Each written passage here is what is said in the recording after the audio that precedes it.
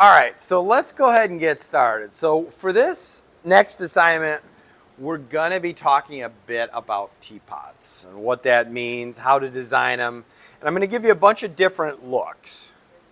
So the first thing is we will usually think about a teapot like this, right? This is sort of your traditional teapot. Just a couple things to note about it as a maker. But I'm just showing you this because I'm going to give you a whole picture of a different way of looking at teapots and how we can play with different forms, right? So not only are we going to be using hand building and wheel throwing techniques, but we're going to be talking about artistic liberties. But the one thing we are going to notice about this teapot is that I want you to think about is here we know there's a flange in there, right? So this area is a little bit shorter in the opening. So the opening is just going to be more like that, right? Because you've got that flange, that little, where that top of that lid rests. Now that helps a couple of things. One is when this gets filled up with water, when this gets tipped, that little flange will help to keep that water in place, not pouring out the top.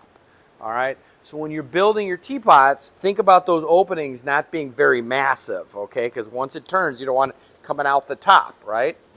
The other thing is the opening.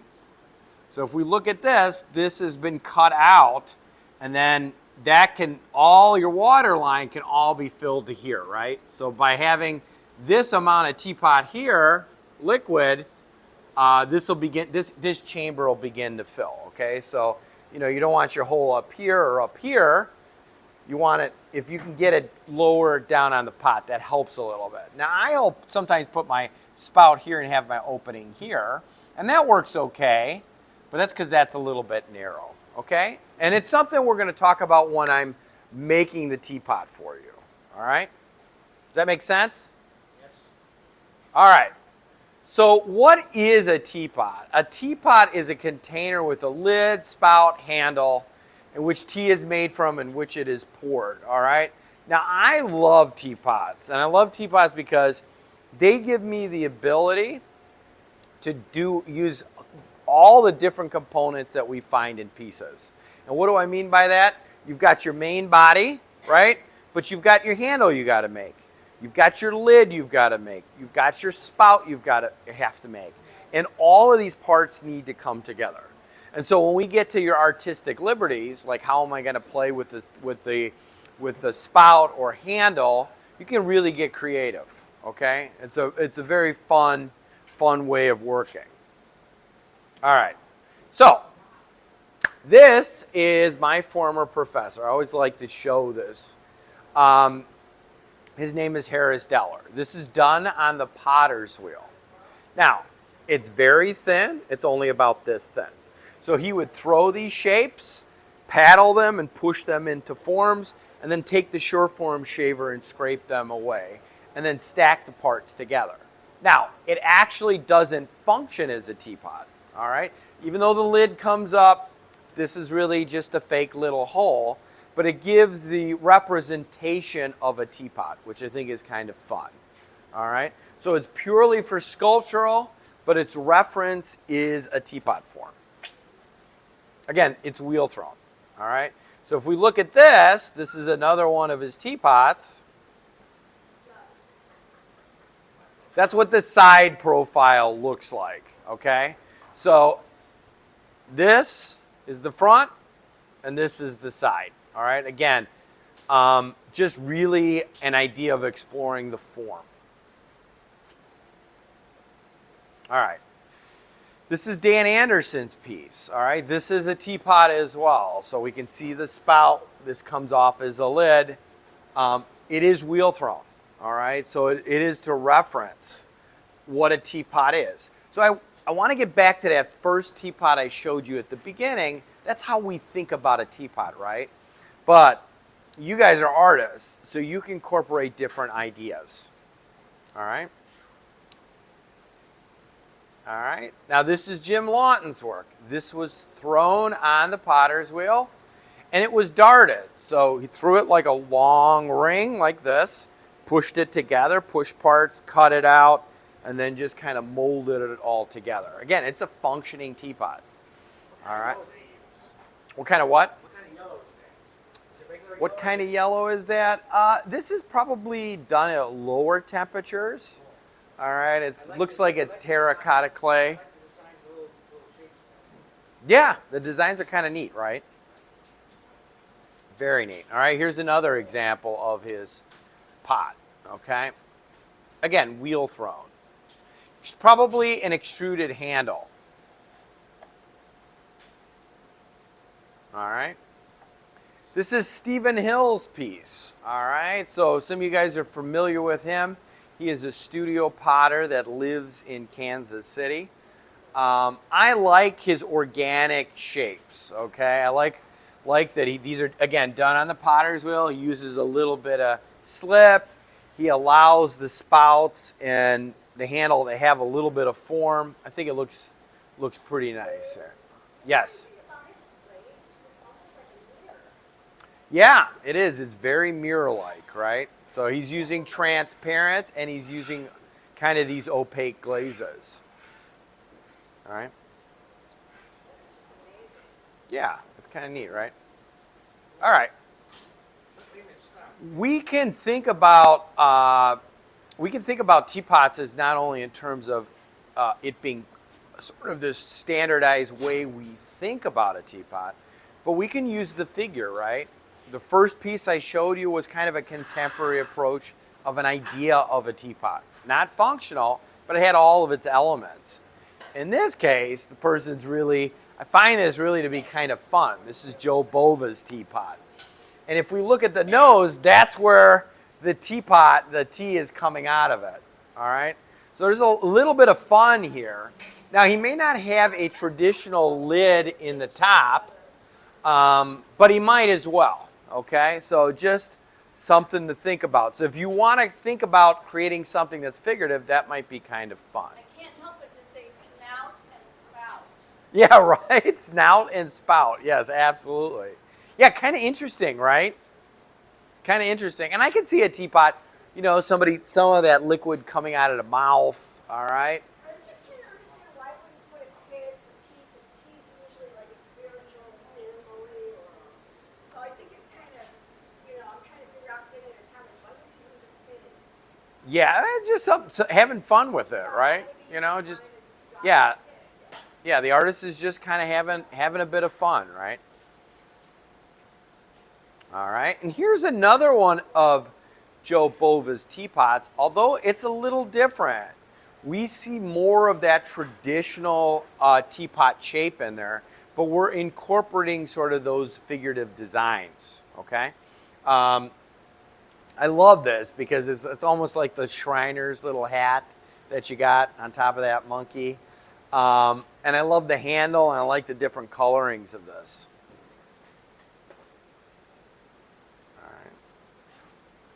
How do you like that? All right. So this is Richard Notkins. Now, he didn't wheel throw this. This is actually done casted piece made up of a lot of multiple little parts. Okay. But here's your lid. Here's your spout. Okay. Yeah, it is. It is a little bit, right? Now, what's fascinating about this is he is getting his color not from glaze, but from the clay body itself. So he's using what's called like Yixing clay body that you find in China, Yixing China. It's a sort of this brown earth clay body. And there it's like they have different colored clay bodies. All right, so when I was there, see a yellow clay body, see a purple clay body, sort of a brown and orange clay body. And then they're not glazed, but they are fired to temperature where they're not going to leak or become porous, okay? You know what? In some ways it is wood fired, but it's not really the intent of they just have a lot of wood there, and so they'll wood fire. And this was done, but he may be electric firing. It doesn't matter. He's really getting his color from the clay body. All right. Here's another example of a Richard Notkins teapot, which I really like. Again, that first teapot that I showed you at the beginning is what you can strive for. But if you want to push the concept of what a teapot is, you can certainly do that. So if we take a look at this sort of has a narrative quality to it, right? So we have two nuclear reactor like cooling towers. If you look at this, it's a electrical, like a electrical wire. All right, the electrical pole. Here we have a set of cans. Here's a skull, and then there's like an atomic bomb. And there's like peanut shells, and sometimes he has dice down on the bottom. Okay, these are casted molds, but he has created these molds for this specific body of work. All right. All clay. Everything I'm showing you is all clay. So in this particular case, we're kind of using, here we might be using glazes. Here we're probably using the different types of clay bodies put together, all right? Could be under glazes, I'm not completely sure, but I would think it's very well colored clays. And if you see it, here's your spout, here's your lid, and here's your handle, okay? And it probably comes up this way, would be my guess. I'm not 100% sure, but I find the piece to be very interesting. All right, here's another version of it. All right, but just kind of the opposite, right? So the last piece we took a look at, the base was this color, this glaze. That's going to be a glaze there. And then it's on a series of rocks, okay? So that kind of creates a stand.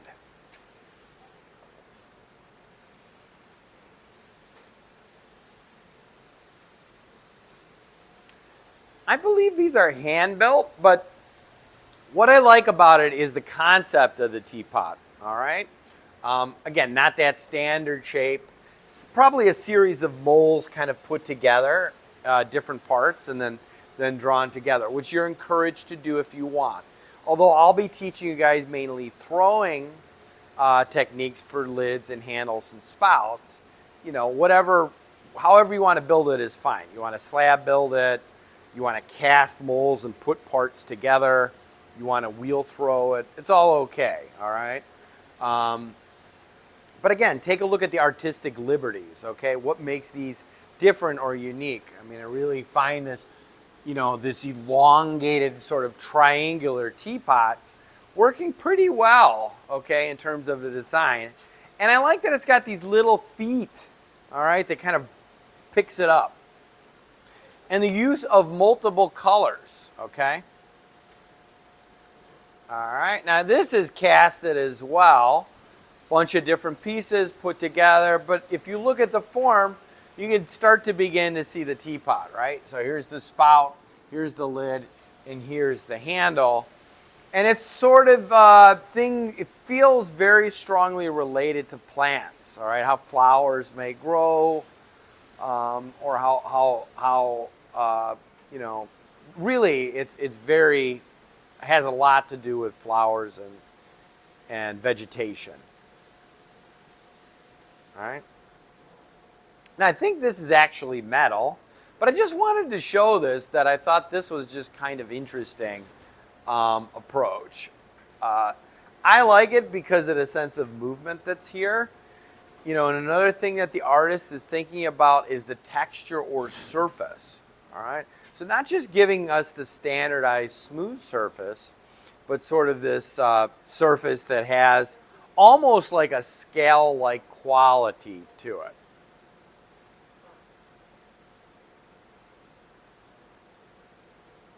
Now, I love these teapots. This is like really fun. This is a Nick Gerling teapot. He is officially a retired studio artist in South Carolina. This is wheel thrown, believe it or not. So he would throw a cylinder, cut and dart, and pinch these and pull these together.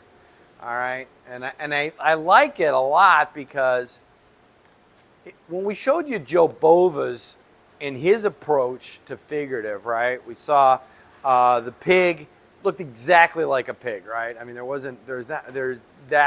we knew exactly what that was. And when we looked at his monkey, teapot. We saw the face of the monkey, and that image of that monkey was really closely related. This is like a whole different thing for me. It's very figurative, and we know this is the head, and these are the arms, and that's the dance, but it's almost abstract, okay? It reminds us of the human figure, but if we really look at it, it doesn't look like the human figure, okay? So there's a bit of abstraction here. All right. This is Warren Mackenzie's. These are done on the potter's wheel. He probably, to facet this, he used the cheese grater, went ahead and just kind of cut it when it was, after he probably threw it on the wheel. Warren was kind of a legend. He's a good person to look up in history. I think he died about 5 years ago. It's hard to say. But he was he had taught at the University of Minnesota, I believe, or somewhere in Minnesota, and then he had his own studio where he had apprentices and things for a long time, and really created quite a lineage of studio potters. So trained a lot of people, and then a lot of his students went out in the world and became famous themselves. But I really love his body of work. Later on, I'll show you a video of him, and he's kind of got an amazing story. This teapot is really interesting, and why I showed you this one is, again, take a look at those artistic liberties. How are they making the spout? How are they making the handle? How are they glazing the piece? I love the triangular design of this, right? So when we take a look at our universal forms, there's all your triangles, right? I love this sort of rabbit ear handle, and I like that as it comes over the pot, okay? Now, if you're curious about the surface of the glaze, this is actually soda fired. So it's not a glaze we can necessarily get. We get something that kind of look like it, but this is where it goes inside the kiln, and during the firing process, soda is actually injected into it. So it can go in what's called like a burrito. Okay, so you roll up a little bit of paper, you have soda ash, and you throw it in a port. Okay, so like a little opening. Sometimes the soda is put in like a spray bottle and then sprayed, injected into the kiln. And that soda ash is actually like a flux.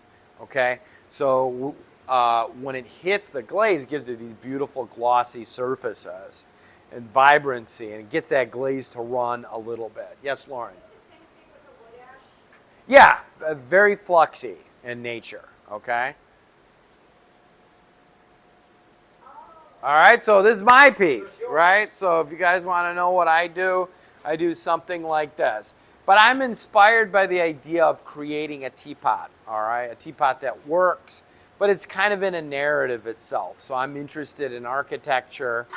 I like the idea of playing with materials so people don't know what I'm using. So again, this is done on the potter's wheel.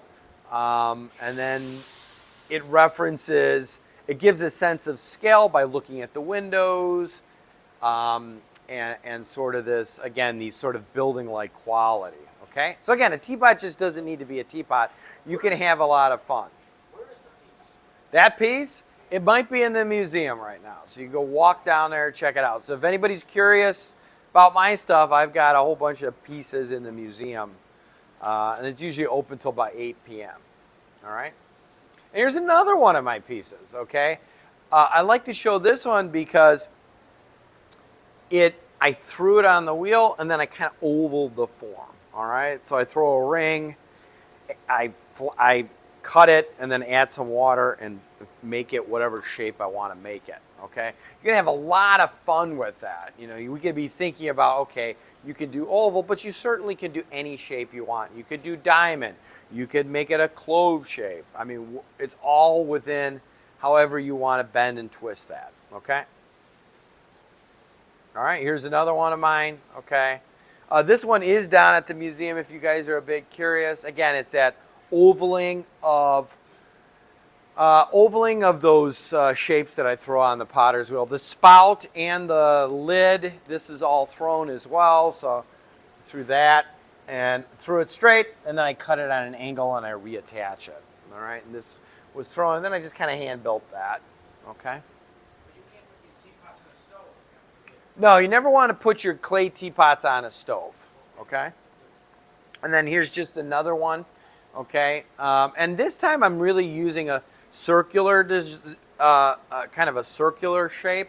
And again, I love these overhead, these over the top handles. I think they look kind of nice. Now you don't see them on a lot of purchased teapots at the store, but it's a fun one to incorporate into your design. Okay. All right, and the last, I think it's the last, well, I've got one more, but this is a teapot in 2 cups. Again, all wheel thrown, including the base. This is at the museum currently, and this is it being disassembled, okay? So I'm thinking, playing into our last conversation about sets, okay? So in some ways, this is a set. I've got my stand, I got my teapot, and I've got 2 cups, and everything kind of down stacks. All right? That's so brilliant. Did you throw the container? Everything's thrown. So yeah, so I threw this. These are like 2 plates I threw, and then I made this tall cylinder and just put it on its side. That's amazing. Okay. So just remember, you could go in different directions. You could throw a part and have it go horizontal or diagonal or whatever you need to do. Sylvia Granatelli's piece. I like this piece for a couple of different reasons. One is I really love the surface treatment, how she treats glaze and how she treats texture.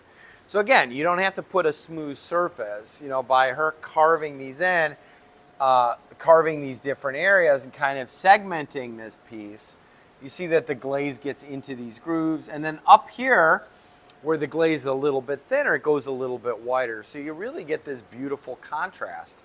And it's sort of bordered in between this 2 space, right? So I like that we go from this sort of neon green to this black, all right? And again, that water is going to flow real nicely up that spout, okay? Now, you could probably fill up that water pretty high on this one. Now your opening is going to be here, but that looks kind of narrow. So the narrower that top, you don't have to worry about water coming out the top. All right. David Crane's teapot.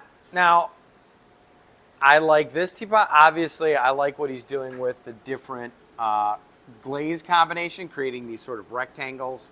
But this is kind of neat too, right? He's incorporating mixed media into his piece. So having said, now he didn't fire he may have fired that. That may be a high fire wire, but my feelings are it's probably not. It's something he added later.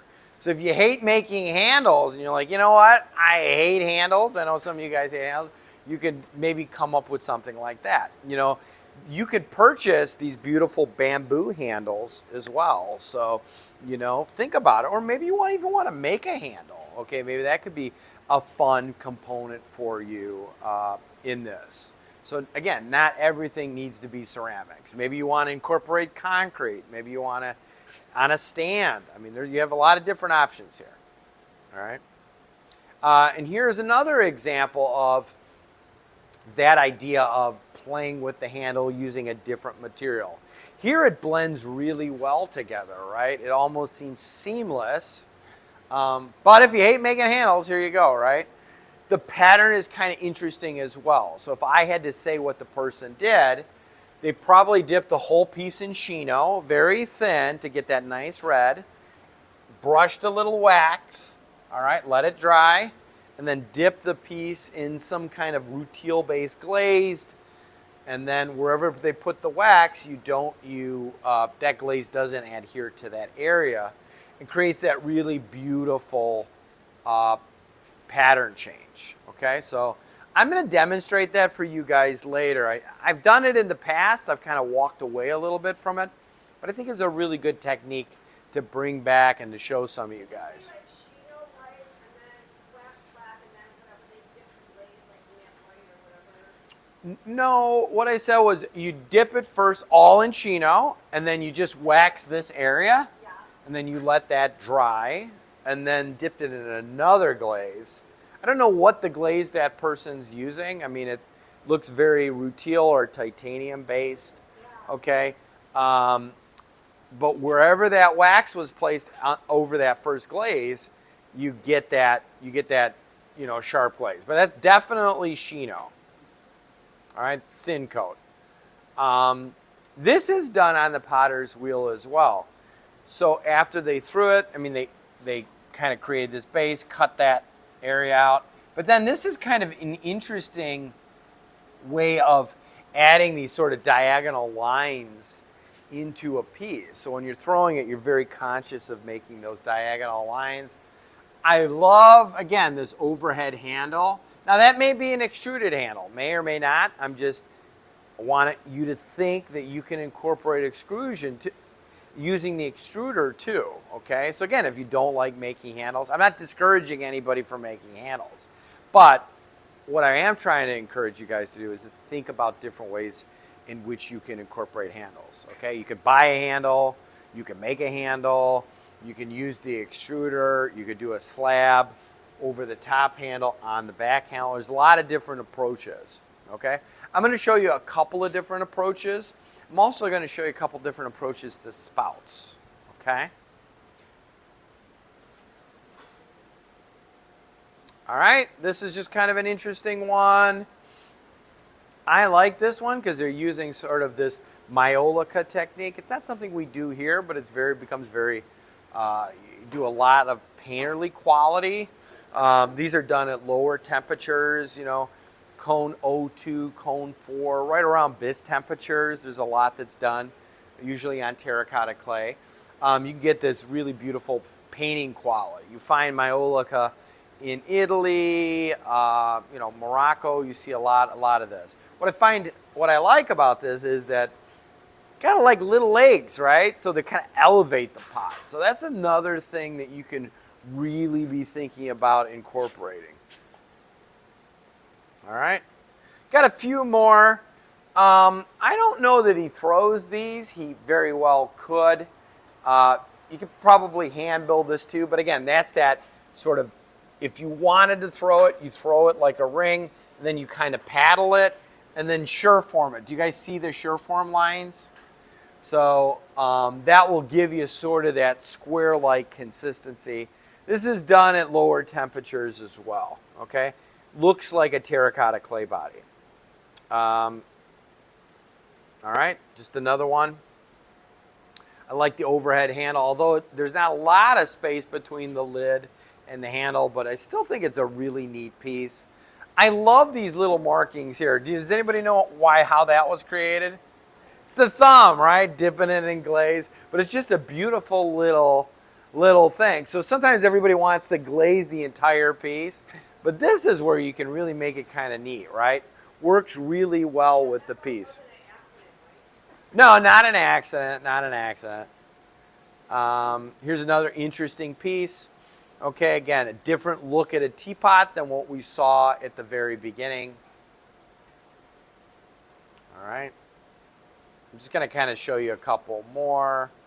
All right, this is using, I think they're using a decal on this design. Okay, I like the enlarged knob here. All right. All right.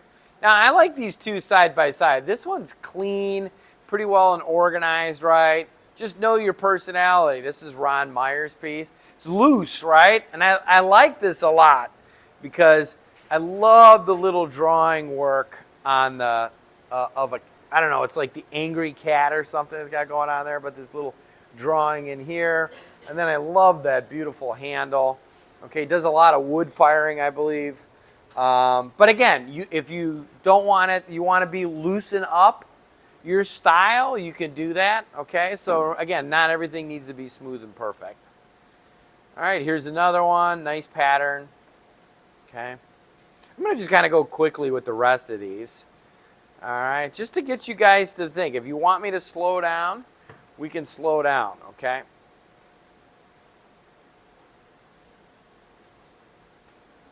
All right. This is probably slab built, but could be wheel thrown. Just cut and darted, okay, at the top. So you start to take out these sort of little V shapes.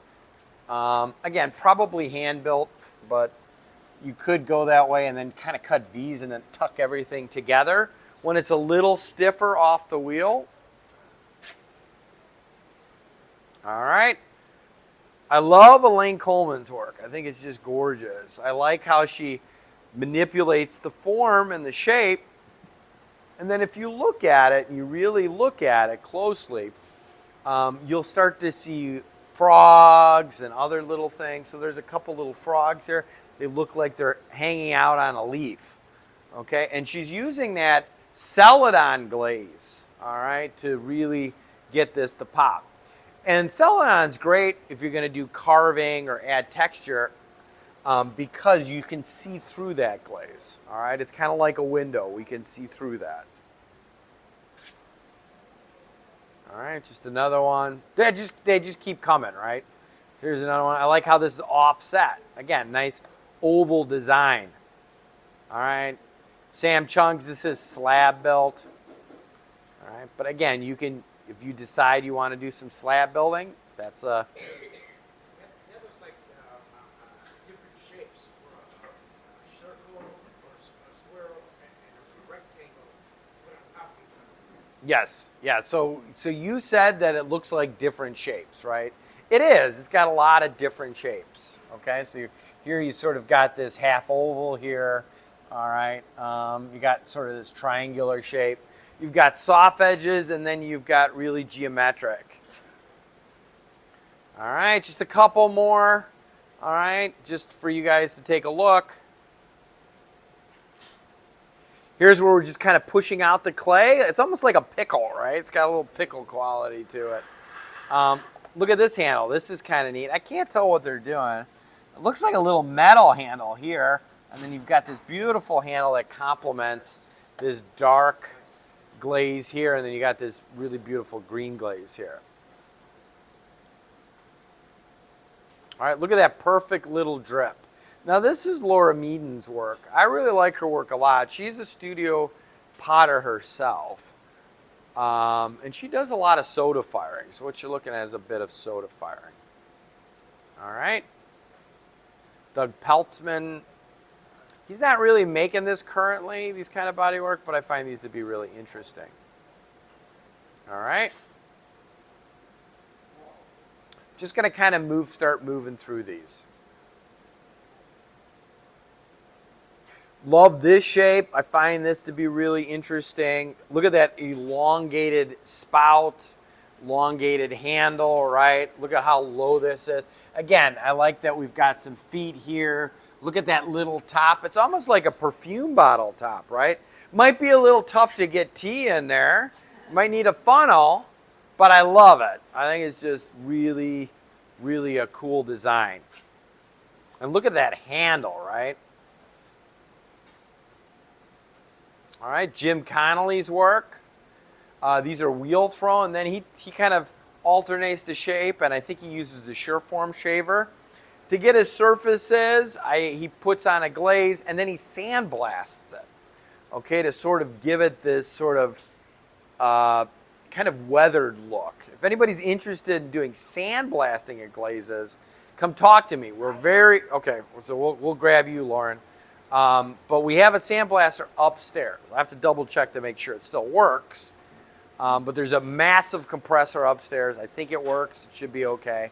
And that's kind of fun because when we look at this, it's actually like our lipstick glaze, our copper red glazes.